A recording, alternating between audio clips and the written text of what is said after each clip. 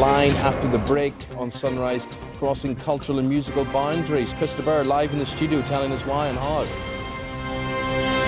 Right, no Western singer has performed in Iran since the country's revolution almost 30 years ago. But Krista Burgh, who's with me now, is set to perform there this summer, despite controversy over the whole human rights situation and their nuclear performance. Krista, people who say, oh, you know, what do you want to go there for? What are you getting involved in all of this? Do you have any concerns about that? Well, of course. My friends and I, we're not politically naive. We know what the situation has been. I've been very fortunate that my music's been well accepted there for more than 20 years. And we started working on the idea of going there about 12 years ago, and it's a long process. I think those people who say, why are you going there? I think if you disagree with the human rights of China, why would you do business with China? In fact, I'm very much in support of the Olympic athletes. It's very interesting, who have a problem. They shouldn't be told not to go. It's the business, if they feel strongly about that. I think it is very interesting you say that it's often the high-profile people, the athletes, the artists, who get much of the big stick about this one, yet trade goes on behind the scenes. Absolutely. Oh, that's, you know, business is okay, but, you know, but as far as I'm concerned, I go to sing for people. I do not go to sing for governments. And just to make things absolutely clear, my friends and I are going to go at the end of next month with some technical crew to make sure we can actually do it. And then we make the decision. We're not just, oh yes, we're not just accepting an invitation, thanks very much, we're going to go. But we've thought about this a hell of a lot. I was the first guy to play in Beirut at the end of the 20 Years' War, for example.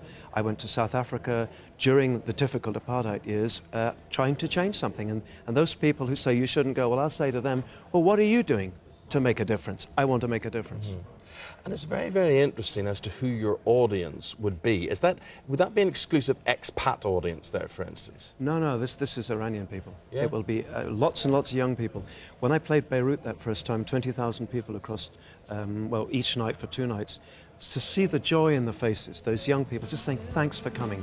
And on my website, the hits are immense. You know, I've had a 34-year career, which is why I'm here today, actually, because I have a new record here. Called Now and Then, which covers my entire career.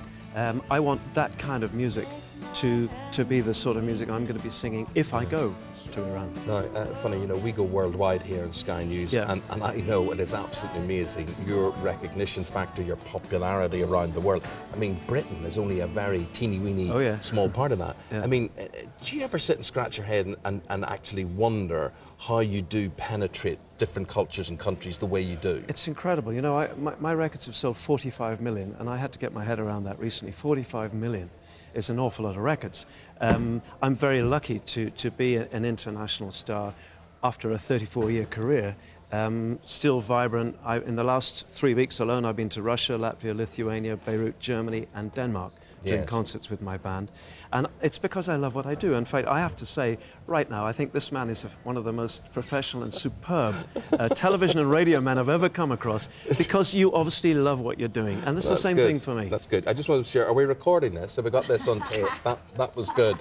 But, you know, it's funny you saying you love what you do and you're not embarrassed at all about what you do. And you say that the Now and Then album charts the whole career up until now. And the reason I ask you this is, Madonna, she's come out recently and she says, look, listen, all those old hits, Holiday and all that sort of thing, I don't want to be doing those anymore. I don't want people to ask me the same stuff. I want to be doing new stuff. Do you ever get really, you know, cheesed off with people saying, oh, Lady in Red, I love that Lady in Red. Not at all. You know what? For me. I can't think of a songwriter who wouldn't give possibly bits of his right arm to have come up with a classic. In some ways, I wish it had not been a ballad, because if you come to one of my concerts, it's a very vibrant rock show. You know, we play football stadiums and so on.